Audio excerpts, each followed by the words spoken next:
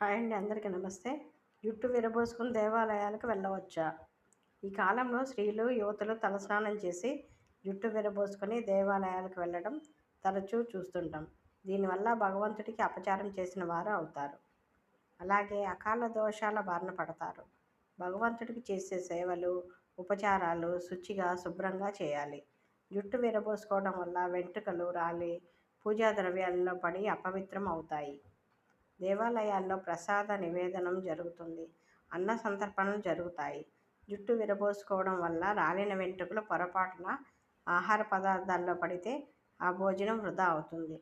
వ్రతదీక్షల్లో ఉన్న వారి కాలికి తల వెంట్రుకలు కానీ, జుట్టు నుంచి రాలిన నీటి బిందువులు కానీ తగలటం వల్ల వారికి దీక్షాభంగం కలుగుతుంది. ఆ దోషం దానికి కారణమైన వారికి తగులుతుంది. దేవాలయాలకు కానీ, ఇతర శుభకార్యాలు, పూజలకు వెళ్ళేటప్పుడు మహిళలు జుట్టు విరబోసుకొని వెళ్ళకండి. Thank you for watching. Please subscribe.